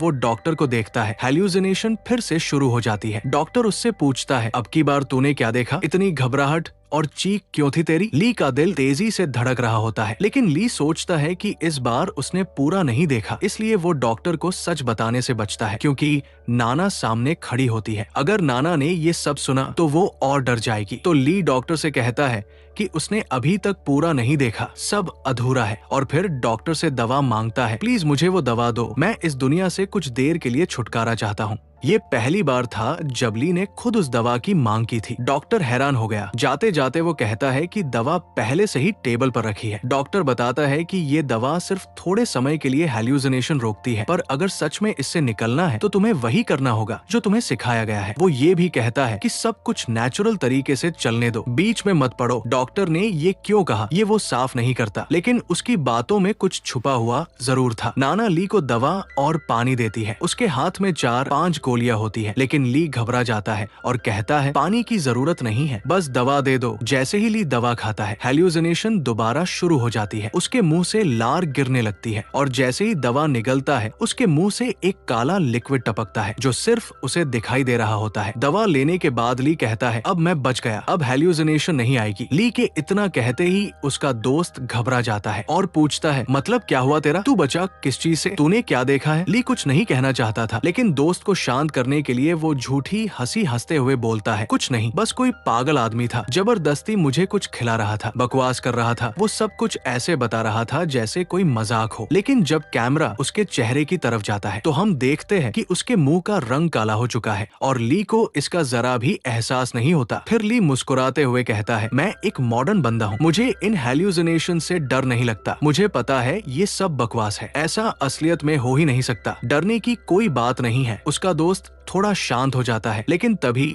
हम देखते हैं कि ली के मुंह से फिर से टेंटिकल्स बाहर आने लगती है। ली एक बार फिर उसी अजीब दुनिया में पहुंच जाता है, बिना आंखें बंद किए, बिना सोए। जिस काली चीज को उसे जबरदस्ती खिलाया गया था, उसकी वजह से उसे बहुत ज्यादा दर्द होने लगता है। उसकी आंखें खुली की खुली रह जाती है, वो सांस नहीं ले पाता और उसकी आंखों से आंसू बहने लगते हैं। वो बार बार सोचता है, ये क्या हो रहा है? मैंने तो दवा ले ली थी, फिर भी मैं यहाँ आ गया। सबसे अजीब बात ये थी कि उसने ना तो आंखें बंद की थी और ना ही सोया था, लेकिन फिर भी हेल्यूसिनेशन शुरू हो चुकी थी। ली खुद से कहने लगता है, अगर मैं बस अपनी आंखें बंद कर लूं और फिर खोलूं तो मैं वापस अपनी असली दुनिया में आ जाऊंगा। कुछ नहीं होगा, डरने की कोई बात नहीं है। वो अपनी आंखें जोर से बंद करता है, लेकिन जैसे ही खोलता है वो अब भी उसी जगह पर होता है। मास्टर और वो 2 गार्ड्स उसके सामने खड़े होते हैं। अब वो कहीं भाग नहीं सकता था। मास्टर कहता है, ली तुझे हिस्टीरिया है, इसलिए हमने तुझे ये सब्सटेंस खिलाया। ये तेरी बीमारी का इलाज है। अब तू अपना काम ठीक से कर सकेगा। फिर मास्टर और दोनों गार्ड्स जोर से हंसते हुए चले जाते हैं और ली अकेला जमीन पर बैठा होता है, दर्द में तड़पता हुआ, रोता हुआ। उसके मुंह से काले टेंटिकल्स फिर से बाहर आने लगते हैं और आंसू बहते रहते हैं। लेकिन ली उस दर्द के बारे में सोच ही नहीं रहा था। उसके दिमाग में सिर्फ एक सवाल गूंज रहा था, क्या यही दुनिया असली है और जहाँ मैं वापस जाता था? नाना और सब लोग, क्या वो सब झूठ था? ली का दिल टूट चुका था। उसकी सारी उम्मीदें और वो सारी यादें जो उसने नाना के साथ बिताई थी अब झूठ लगने लगी थी। क्या वो सब फेक था? अब वो मानने लगा था कि शायद यही दुनिया असली है, क्योंकि उसने दवा ली थी और आंखें भी नहीं बंद की थी। फिर भी वो यहाँ आ गया और अब तो आंखें बंद करने पर भी वो वापस नहीं जा पा रहा। सच कहूँ तो मैं भी नहीं जानता कि कौन सी दुनिया असली है। इस मंगा में ये बात साफ नहीं है कि वो अजीब दुनिया असली है या ली की पहले वाली। रियलिटी और इल्यूजन के बीच की लाइन बहुत धुंधली हो चुकी है और शायद अब कोई भी इसका पक्का जवाब नहीं दे सकेगा। तो गाइस, पार्ट 3 शुरू करने से पहले एक बात बता देना चाहता हूँ, इस एपिसोड से वॉइस थोड़ा अलग लग सकता है, क्योंकि जो वॉइस मैं पहले यूज करता था उसमें अब इमिटेशन की प्रॉब्लम आ गई है। इस वजह से फिलहाल उसी वॉइस को जनरेट नहीं कर पा रहा हूँ, तो अभी के लिए आपको यही वॉइस सुनने को मिलेगी। चलिए बिना किसी देरी के एपिसोड शुरू करते हैं। ये नामुमकिन है, नाना कोई इल्यूजन नहीं है। दवा को आखिरकार निगलने के बाद हो वोंग रोते हुए सोचता है वो मुझे छोड़कर नहीं गई है, लेकिन तभी वो हवा में उड़कर गायब हो जाती है। हो वोंग चीखने लगता है, बुरी तरह तड़पता है, मैं इस शापित जगह में क्यों हूँ? ये बीमारी मुझे जाने क्यों नहीं देती? अगले दिन जब सभी लोग साधना में व्यस्त थे, लिंग याओ धीरे धीरे उसके पास 3 भाप वाले बंस लेकर आती है। वो कहती है, सीनियर ब्रदर ली ने आज कुछ खाया ही नहीं। तभी हो वोंग पूछता है, ये पेंडेंट तुम्हारे पास कैसे आया? लिंग याओ जवाब देती है, तुमने ही मुझे ये गिफ्ट किया था। मैंने इसे लेने से मना किया, लेकिन तुमने जबरदस्ती मेरी हथेलियों में पकड़ा दिया। फिर जोर से हंसकर मुझे गले लगाया और कहा कि तुम बीमार नहीं हो वोंग धीरे से पूछता है, और फिर? लिंग याओ कहती है, फिर सीनियर ब्रदर वांग ने तुम्हारे सिर पर पत्थर मार दिया। वो समझा कि तुम मर चुके हो और फिर उसने मुझे नुकसान पहुंचाने की कोशिश की। हो वांग थोड़ा सोचते हुए बोलता है, वो मोटा लड़का जिसके होंठ कटे हुए थे, वांग था उसका नाम? उसका क्या हुआ? लिंग याओ जवाब देती है, उसे सीनियर ब्रदर ली ने मार डाला। तुम्हें याद नहीं है? अब हो वांग को याद आने लगता है, उस दूसरी दुनिया में उसने सच में पागल खाने वाले उस आदमी को मार दिया था। वो सोचता है, तो वो बूढ़ा लू नहीं था। असल में कोई बूढ़ा लू है ही नहीं, मैं तो पूरी तरह पागल हो चुका हूँ। अगला सीन दिखाता है, एक कड़ाही कॉर्डन को साफ किया जा रहा है। हो वोंग मन ही मन सोचता है, अगर ये जगह ही असली रियलिटी है तो उस कल्टीवेशन ग्रुप की बहन ही नहीं, यहाँ मौजूद हर कोई मरेगा और इसका जिम्मेदार वही आदमी है जिसके सिर पर वो मांगी जैसा कुछ था। शिंगयांग, शायद तुम्हारे पास मुझे कुछ बताने को है। वो मांगी सिर वाला कब आया था? मास्टर शिंगयांग उसकी बात अनसुनी करता है और पूछता है, तुम अभी क्या सोच रहे हो? वो डिसाइपल जो अपने मास्टर की कल्टीवेशन जर्नी को प्यार से देखता है जवाब देता है, मैं बस ये सोच रहा था कि मैं खुद कब उस स्तर तक पहुंच पाऊंगा। एक और डिसाइपल जलन से कहता है, क्या बेहुदा बहाना है? लेकिन मास्टर मुस्कुराता है, एम्बिशन अच्छी चीज है, बुरी नहीं होती। वो डिसाइपल हैरान रह जाता है, मास्टर उसकी बातों के झांसे में आ गया। मास्टर समझाता है, ऐसा नहीं है कि मैं तुम्हें सिखाना नहीं चाहता, पर एक्सटर्नल कल्टीवेशन की राह आसान नहीं होती। साधारण गोलियां और औषधि बनाना एक बात है, लेकिन अगर तुम इंटरनल और एक्सटर्नल दोनों कल्टीवेशन में महारत हासिल करना चाहते हो ताकि अमरता पाई जा सके। मास्टर, क्या आप अमरता के करीब हैं? सौभाग्य से मैंने कुछ रुकावटों को पार कर लिया है, लेकिन अमरता कोई आसान चीज नहीं है। हालांकि ये मास्टर जरूर इसे हासिल कर सकता है। जानते हो क्यों? डिसाइपल चुप रहता है, उसे जवाब नहीं आता। तभी एक और डिसाइपल बीच में बोल पड़ता है, मास्टर, रात के 12 बजने वाले हैं। अगर हमने अभी तक दवा बनाने की शुरुआत नहीं की तो कीमती समय बर्बाद हो जाएगा। ठीक है, चलो तैयारी करो। हाँ मास्टर। शिंगयांग, मटेरियल्स रूम में जाकर कल जो जड़ी बूटियां मांगी थी वो ले आओ। कौन सी मेडिसिनल गाइड? वही व्हाइट मेडिसिनल गाइड जो तुम्हें 2 दिन पहले लानी थी, जिस दिन तुम्हें हिस्टीरिया हुआ था, लेकिन नहीं लाया, और उसी का नतीजा था कि मास्टर ने कीमती रिफाइनिंग का वक्त गंवा दिया। तुम भूल गए क्या? मेडिसिनल गाइड की प्रॉपर्टीज और रिफाइनिंग का टाइमिंग दोनों ही दवाओं की क्वालिटी पर असर डालते हैं। यहाँ कोई भी चीज नजरअंदाज नहीं की जा सकती। लेकिन छोड़ो, तुमसे समझाना ही फालतू है। अब उठो और काम पर लगो। थोड़ी देर बाद सीनियर ब्रदर ली बिंगियो को लेकर जाते हैं। अगर तुम किसी तरह यहाँ से जिंदा निकल पाए, वो बोलती है, तो क्या मेरी फैमिली तक एक पैगाम पहुंचा सकते हो? मेरे मम्मी पापा लियांग कंट्री के नाशिंग माउंटेन के नीचे रहते हैं। बस इतना कह देना कि उनकी बेटी निकम्मी निकली और न ही उनके बुढ़ापे में उनका साथ दे पाई, न ही उनकी मौत तक। मैं कुछ नहीं कर सकता। तुम्हारा टाइम अब खत्म हो रहा है, चलो मेरे साथ। वो जवाब देता है। वे उस जगह पहुंचते हैं जहां मास्टर रिफाइनिंग की तैयारी कर रहा होता है। मास्टर, मैं मेडिसिनल गाइड ले आया, शिंगयांग कहता है। बहुत अच्छा। मेरे प्यारे शिष्य, जरा इधर आओ। बिंगियो को एक अदृश्य ताकत खींच लेती है। जैसे ही मास्टर उसकी गर्दन पकड़ता है, उसे कुछ अजीब महसूस होता है। कितनी बदकिस्मती है, इस समय पर कैसे फेल हो गया।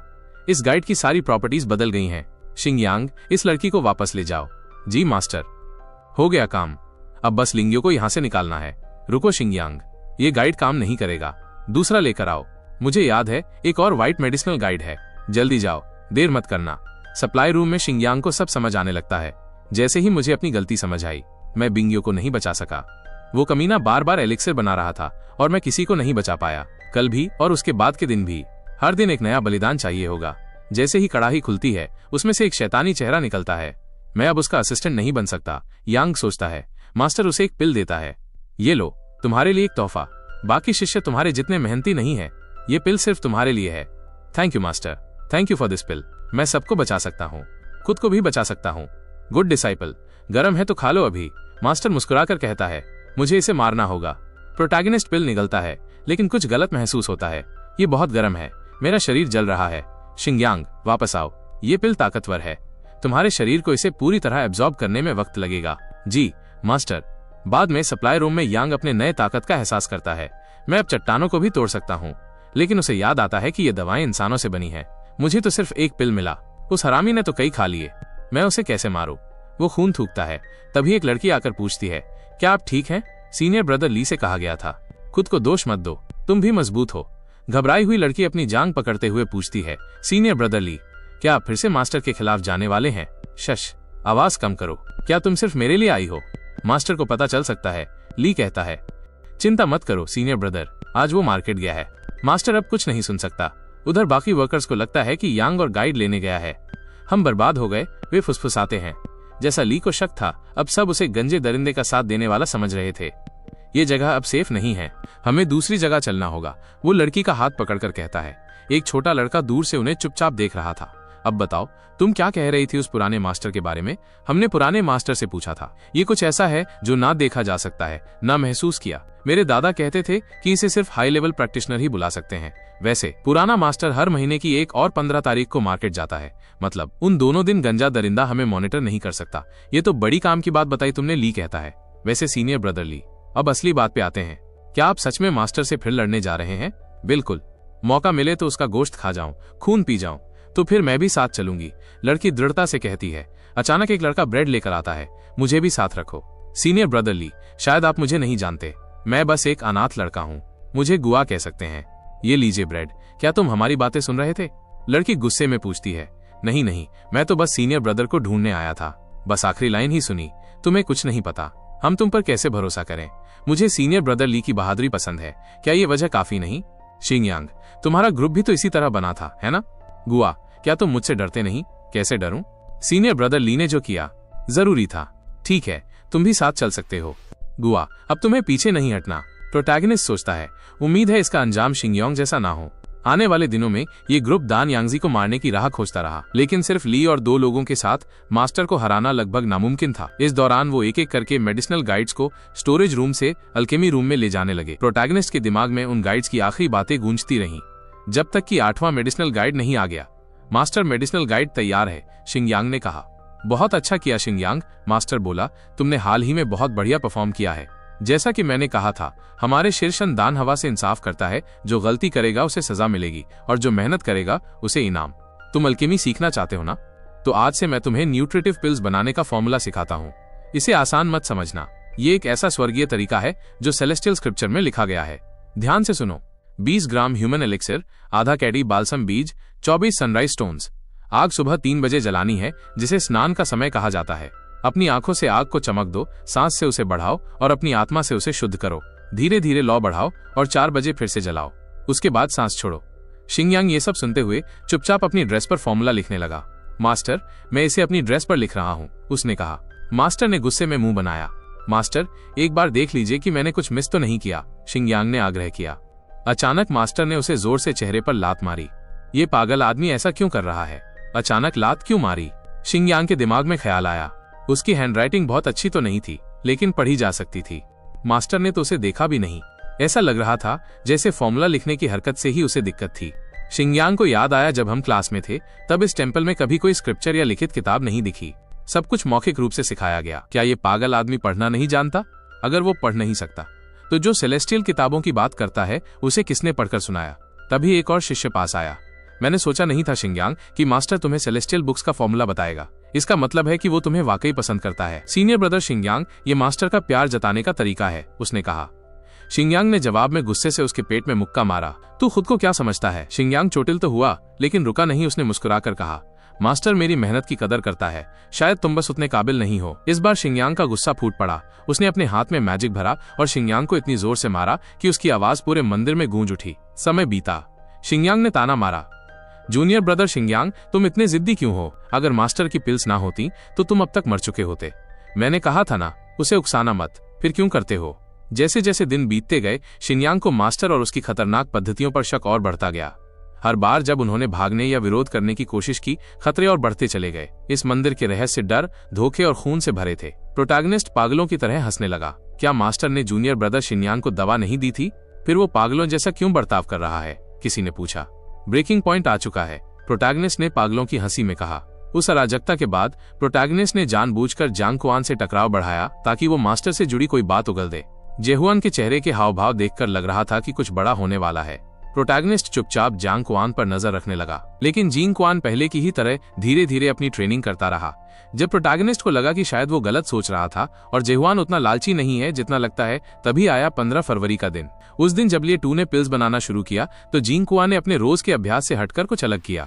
लियूस के घर का दरवाजा खुला छोड़ दिया गया था, जैसे किसी को अंदर भेजा गया हो जांच के लिए। संदेह तब और गहराया जब जांग कुआन खुद उस समय घर के बाहर पहरेदारी करने लगा जब सब कुछ बहुत संवेदनशील चल रहा था।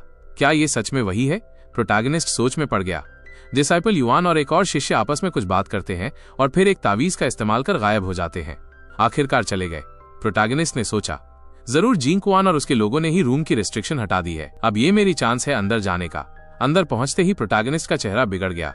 ये जगह तो सड़े हुए चूहों जैसी बदबू मार रही है। अचानक उसकी नजर एक पत्थर की स्लैब पर पड़ी। ये पत्थर, क्या यही है वो सेलेस्टियल स्क्रिप्ट जिसका जिक्र लेजी टू ने किया था? लिखाई बहुत मुश्किल है, लेकिन ये किसी सूत्रा जैसा लग रहा है। कोई एल्केमिकल मेथड तो इसमें लिखा ही नहीं है। तो फिर इस पत्थर से वो पिल्स कैसे बना रहा था? तभी एक रहस्यमयी आवाज आई, क्या तुम उसी इंसान के साथ मिले हुए हो जो अभी अभी गया? हिलना मत, बस इन घंटियों को बजा दूंगी और उसके पापा तुरंत वापस आ जाएंगे। प्रोटैगनिस्ट शांत रहते हुए बोला, बजाओ, मैं इंतजार कर लूंगा मास्टर का। फिर देखा जाएगा कि तुम्हें ये सेलेस्टियल स्क्रिप्चर्स पढ़नी ही नहीं आती। तुम तो झूठ बोल रही हो उनसे इस पूरे समय। डरी हुई लड़की चौंक गई। तुम्हें कैसे पता चला? प्रोटैगनिस्ट मन ही मन मुस्कुराया। तो मेरी शक सही थी, यही लड़की है जो ले टू के लिए स्क्रिप्चर्स पढ़ती है। लड़की कांपते हुए बोली, हाँ, लेकिन मेरी गलती नहीं है। मुझे खुद ये सेलेस्टियल स्क्रिप्चर्स समझ में नहीं आती, लेकिन उसने मुझे मजबूर किया पढ़ते रहने के लिए। तुम्हें डर नहीं लगता कि एक दिन वो जान जाएगा? प्रोटैगनिस्ट ने पूछा। वो अनपढ़ है, उसे जो भी बताओ वही मानता है। लड़की ने कबूल किया। तो जो ये इंसानों से पिल्स बनाने का फॉर्मूला है वो भी तुमने ही बनाकर बताया था। मैंने कुछ चीजें याद करके उसे बता दिया, लेकिन इसमें किसी की जान नहीं जाएगी। मैं नहीं चाहती वो चोट खाए, बस वो मुझे बेकार न समझे कि कहीं वो मुझे छोड़ न दे। मेरे तो हाथ पांव भी नहीं है। प्रोटैगनिस्ट ने अचानक एक वास उठाकर जमीन पर दे मारा। लड़की चीख पड़ी, दर्द हो रहा है? दर्द? प्रोटैगनिस्ट ने ठंडी नजरों से उसकी तरफ देखा और बोला, हो सकता है इस फॉर्मूले से लोग न मरे, लेकिन तुम्हारी वजह से ले टू इंसानों को खा रहा है। लड़की जमीन पर तड़पती रही। कुछ ही देर में सभी सेक्ट के लोग मेन हॉल में इकट्ठा कर लिए गए। मास्टर का चेहरा गंभीर था। जब मैं एलिक्सर बना रहा था तब किसने चुपके से मास्टर्स हाउस में घुसने की कोशिश की? कमरा एकदम शांत था। जब कोई नहीं बोला तो मास्टर ने फैसला किया एक एक कर सबकी पूछताछ होगी। शांगमिंग और शांगरन, जब मैं एलिक्सर बना रहा था तब तुम लोग कहाँ थे? मास्टर, हम च्विंग टेम्पल के गेट पर पहरेदारी कर रहे थे, जैसे आपने कहा था। दोनों ने घबराते हुए जवाब दिया। मास्टर की आंखों में हत्या का भाव चमकने लगा।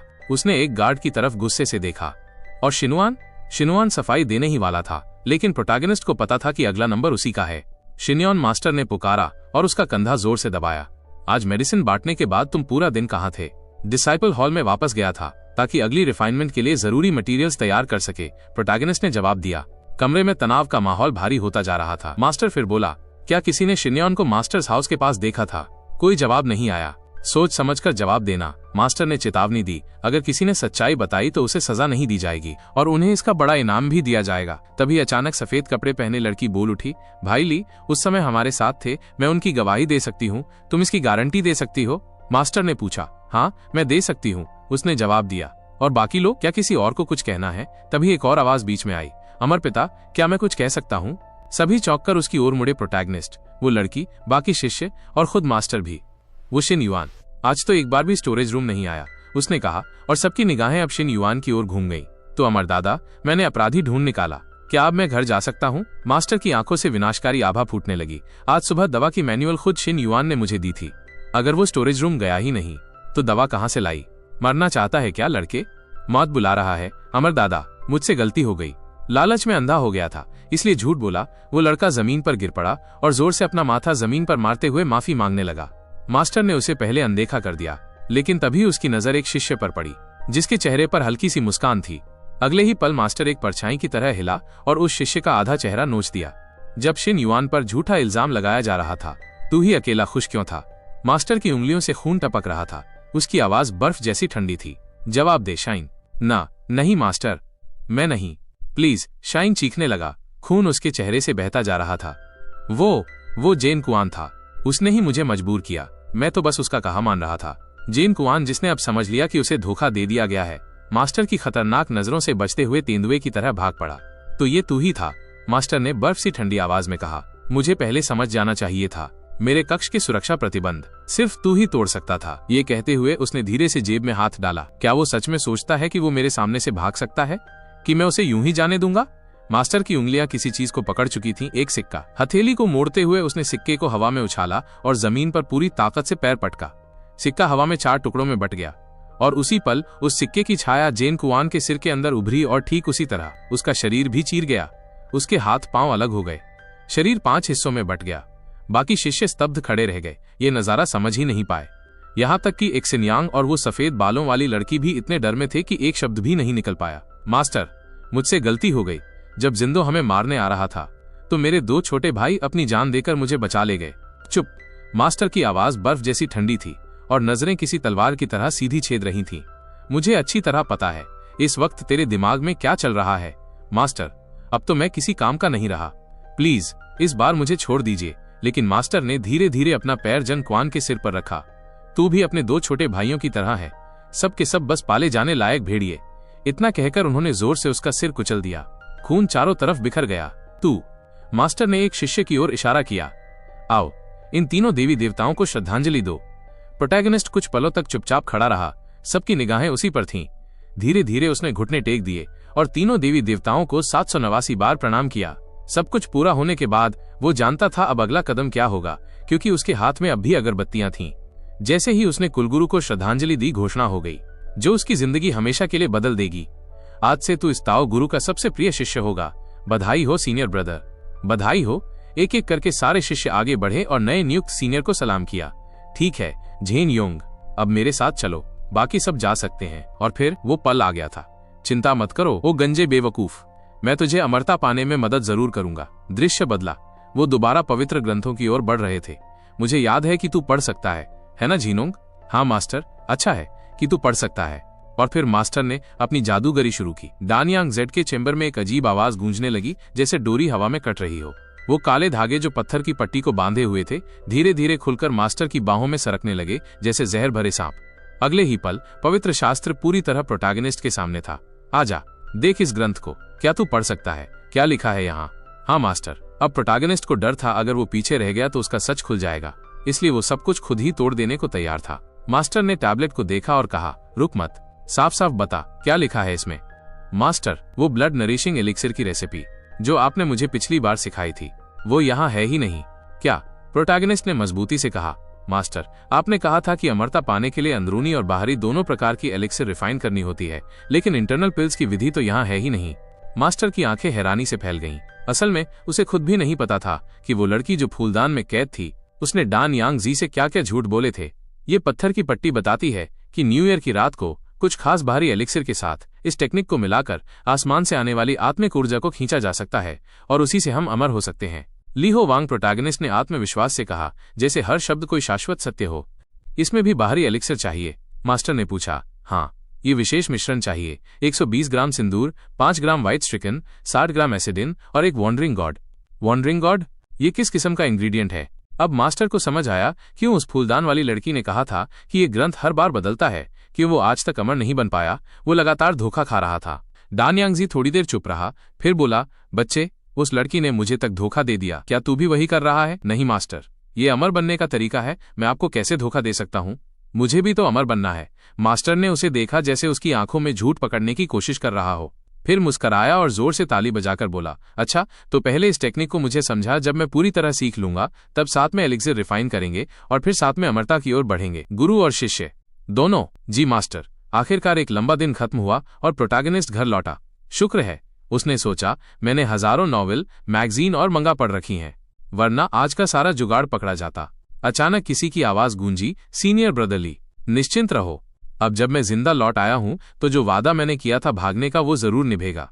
अब तुम सब घर जा सकोगे। सीनियर ब्रदरली, आज से तुम मेरे पिता हो। तुम सब कर क्या रहे हो? अगर आज जिंगई हॉल में तुम लोगों ने मेरी मदद न की होती तो मैं आज जिंदा न होता। कौन सोच सकता था कि इस अजीब सी दुनिया में मैं ऐसे अजीब दिखने वाले लोगों के साथ दोस्ती कर लूंगा। दोस्तों, मुझसे एक विनती है, हमारी इस छिंगफोंग मंदिर से भागने की कोशिश इसी पर टिकी है।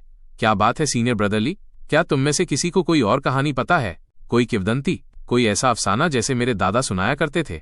गुरुजी को छोड़कर मैंने अपने दादा से एक बार किसी दुष्ट चीज का जिक्र सुना था, जिसे वो ग्रैंड मदर कहते थे। ग्रैंड मदर, ये तो नाम से ही कुछ खास नहीं लग रही। तो गाइज, वीडियो यहीं पर एंड होता है। और हाँ, मैंने मेंबरशिप को ऑन कर दिया है। मेंबरशिप लेने से आपको सीधा फायदा मिलेगा, जैसे कि वीडियो का अर्ली एक्सेस, मतलब किसी भी सीरीज का सेकंड भाग आपको सबसे पहले देखने को मिलेगा। बस यही नहीं, कुछ और बेनिफिट्स भी हैं जो आपको मेंबरशिप लेने पर मिलेंगे। तो अगर चाहो तो मेंबरशिप ले सकते हो, मुझे थोड़ा सपोर्ट भी मिल जाएगा। मात्र 59 रुपए का है। अगर मन करे तो ले लेना, ना भी करे तो भी ले ही लेना। और हाँ, इस सीरीज का नेक्स्ट एपिसोड आपको 2-3 दिन बाद देखने को मिलेगा और कल परसों एक धमाकेदार सीरीज आने वाली है, देखना भूलना मत। तो चलिए मिलते हैं एक नए और जबरदस्त वीडियो में, तब तक के लिए बाय बाय।